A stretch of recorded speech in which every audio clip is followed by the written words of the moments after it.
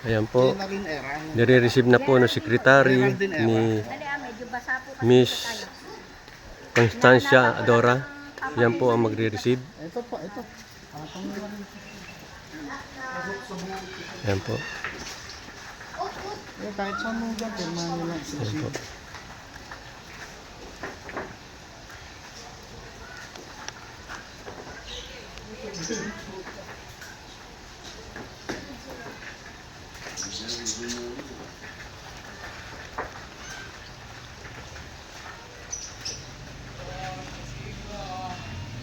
Kuya, wag mo ako bibigyan na. Hindi ako kasali dito.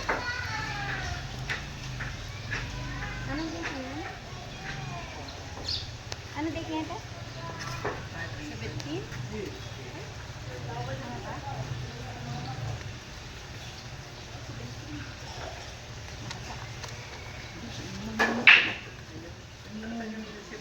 Ito lang. Okay. Ayan po. Mawalang galang po. Ma'am, maraming salamat po sa pagbibigay nyo ng receive na. Pangalan nyo po, ma'am? Geraldine Era po. Ayan po. Jinky, ang nakalagay dito sa sulat nyo is Jinky Balanon. Opo. Ako po yun. Okay, maraming salamat po sa bigay nyo pagkakataon. Kayo po ay... Sa CNN po. Picturean mo nga. Kahit po picturean. Unan mo lang yung ano, i-ano mo na lang dyan para ano. Ayan po. Okay. Okay. Thank you po. Okay, maraming salamat po, ma'am, sa bigay nyo pagkakataon. Ano po? Sa receive ng itong pinadalang dokumento, ano po? Itong demand letters. Okay, salamat po. God bless po. Ito po ay i-clarify ko lang po. Ano po yun? Hindi po siya demand letter ha. Ano po yun? Ayun, yung binigay niyo po. Yung na anong binigay ko sa'yo, kasama na ito. Kasama yan. Paano pong naging demand letter to? Clarification lang po ito ha. Clarify ko lang, hindi po siya demand letter. Puntahan yun si Tenorio kung sa kanya yan perma kasi parang stamp lang yun. Hindi, yun nandun yung isa.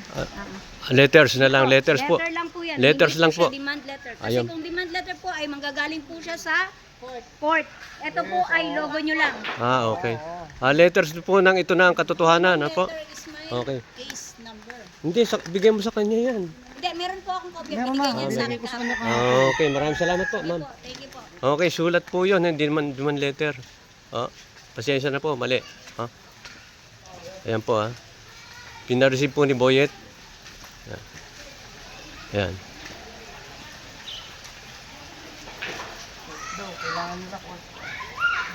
Hindi. Asan yung mga na-demolish? Bibidyo natin. Punta natin. Ayan po, pupunta namin ni Boyet. May mga na-demolish dyan, marami din. Saka doon, paano lang pinakamarami.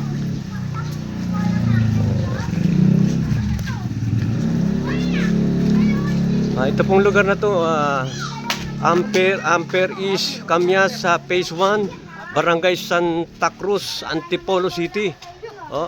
Nagpa-receive po ng sulat si Boyet kay Mrs. Constancia Adora dito sa lugar na to. Pauna na tayo sa dampa, doon na tayo dadaan. Yeah. Sir, Yan po Ito po yung lugar nito pwedeng kayo na lang kami. Barangay Santa Cruz, Antipolo po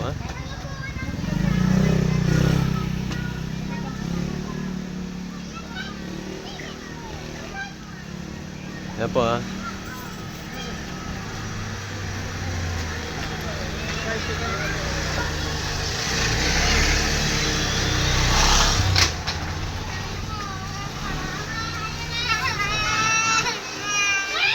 Yung pinarsi po kanina ay letter lang po galing kay Madam Lydia Esguera, solo signatory ng Mother Account Foundation. Si Boyet po ay binigyan ng full authorization bilang caretaker ni Madam Lydia Esguera, solo signatory ng Mother Account Foundation. Yan po Yan po si Boyet. Okay, tuloy-tuloy. Para ma-video natin. Papunta po kami sa area, yung mga na-demolish. At, May mga nasira. yung mga nasira, puntahan natin. Tama. Yung mga nasira. Sa dulo. Okay. Marami yung dyan sa dulo. Ito yung lugar nito. Sa dulo marami Ito dyan po mga bahay na pinagiba nila. Ayan, dyan. Yan po sa banda. Dito sa likod meron. Yung nag-iba punta natin. Saan? Hindi po. Medyo ano. Para maakuna natin. Ito po yung Ampere East, Camyas, Phase 1. Upper Ah, sir. Aper, oh. Aper East, Camyas, Phase 1, Barangay Santa Cruz, Antipolo. Yes. Yan po itong area na to. Meron dyan. Di ba? Hindi, bibidyo ko yung mga nagiba. Ito po. Dito giniba to eh. Pero tinayuan nila. Ayan. Ito, Ayan, ito pero giniba. may tinayo na kasi. Agir na yan. Ah, ayan. Ito Sa po, member ko yan. Ayan. ito nagiba, tinayo. Tinayo uli. Bagong tayo lang oh. Ayan. Ayan oh. Ito po, ha. Ayan yung nagiba, tinayo uli. Mga member Ito. nila yan.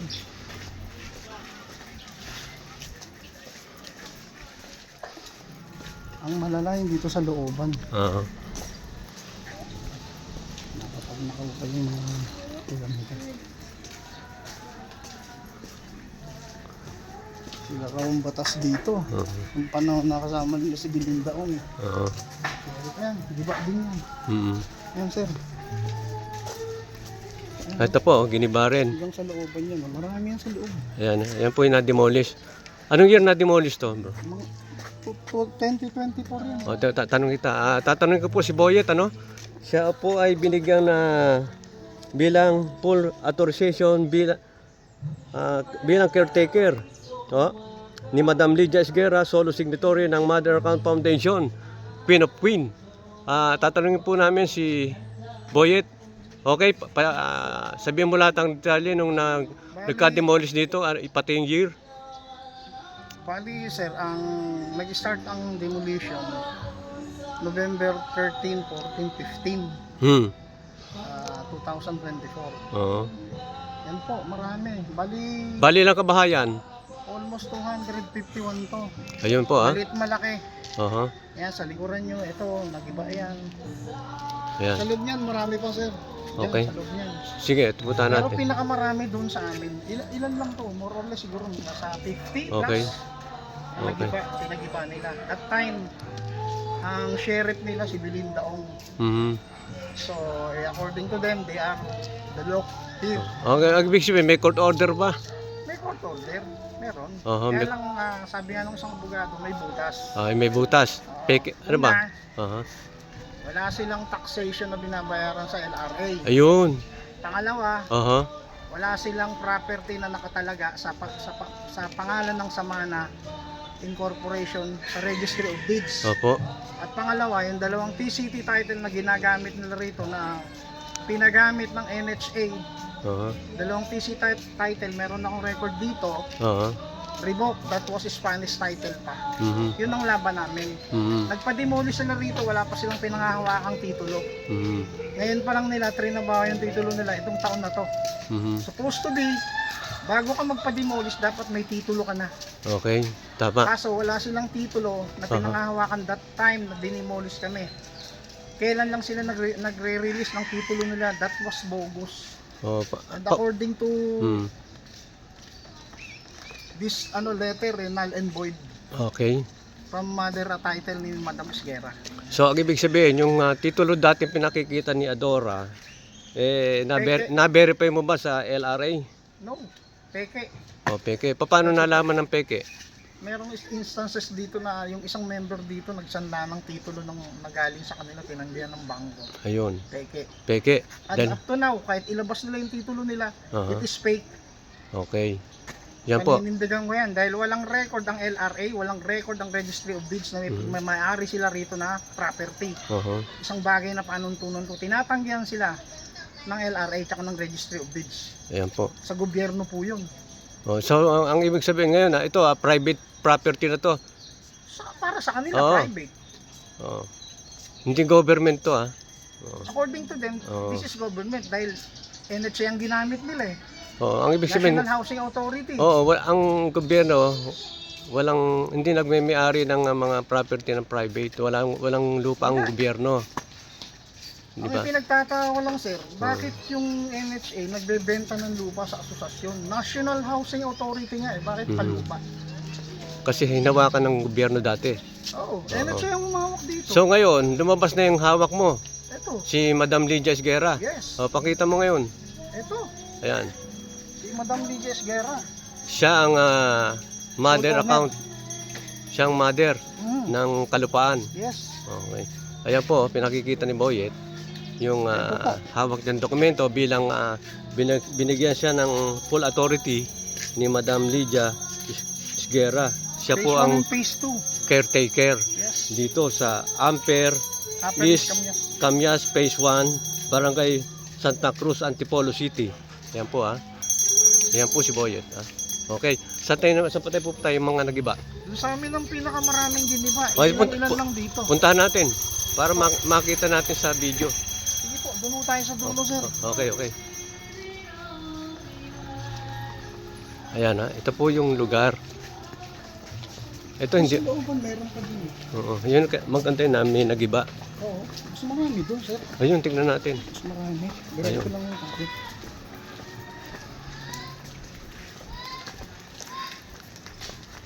Isa lang yan.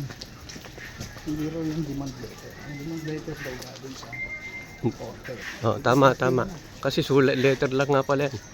Okay. Tama rin sila. Ano yun?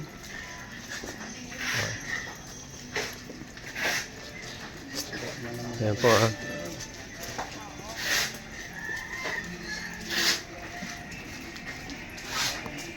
Dito wala halos. Mhm. Kasi rancho nila to eh. Oo. Diyan ako sir nakatira sa simbahan. Dito ako sir Ayan kuya, ang binibidyo nyo. Itong lugar area. Yung mga nagiba po. Kayo kasi may chairman dito. Bakit binibidyohan nyo yung lugar namin? Hindi kasi may dala siyang Alam kayo, may chairman dito. pakita. Ang vice chairman dito kasi wala si chairman. Alam kayo. Ito po yung shopping. Binibidyohan nila yung lugar namin. Dito ako nakatira sir. Ito. Nakikitira ako rito sa chapel. Ito po yung bahay ni Ito po yung pansamantalang tinitirahan ko. Ayan. Tinatira po ako nung landlady namin na si Mariate Orogo. Okay. Ito po. Oh, yan po ang bahay ni Boyet Dito, mahigit 100 taon na po kami nakatira dito. Okay. Dito ang pamilya ko. Dito po. Oo. Ilang taon na kayo dyan? Mahigit 100 taon na sir. Bali November 13, 14, 15, 2024. Mhm. Ayan May nagalit pa ron. May nagalit pa ron. Ano, dito tayo sa maraming bahay dito.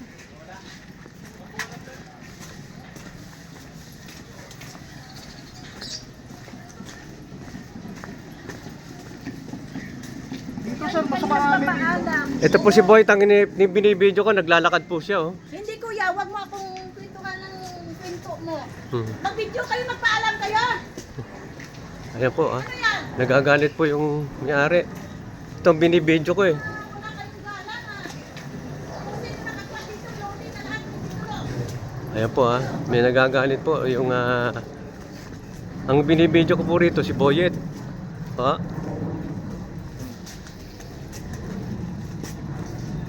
Yung mga pinag-ibaan nila, yun ang binibidyo natin. Hindi kung sino-sino. Eto sir. Yan. Ito po yung nagiba. Ito po yung na-demolish. Sa ko, na pinag-ibaan nila. Ayan. Ayan po.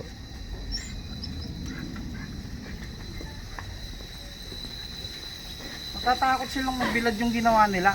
Kaya nagwawala yung ali. Kasama ba yon? Kasama ba yon? Vice chairman daw yun eh. By chairman.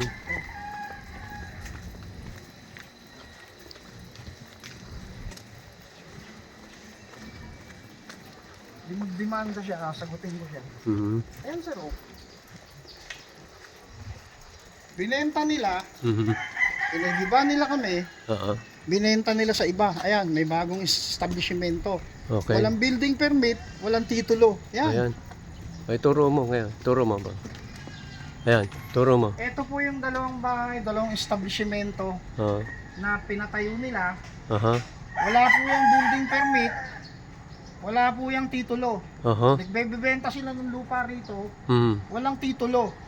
Ayan. Yun po ang gusto kong ma-justify nila, binibenta nila ng walang titulo. Okay. Kanila raw, Aha.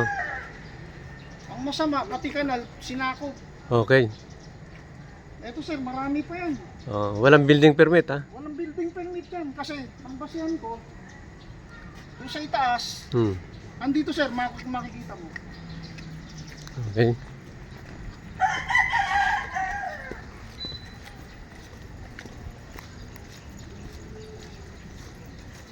Sila nang giniba nila yan, dalawang senior ang nakatira.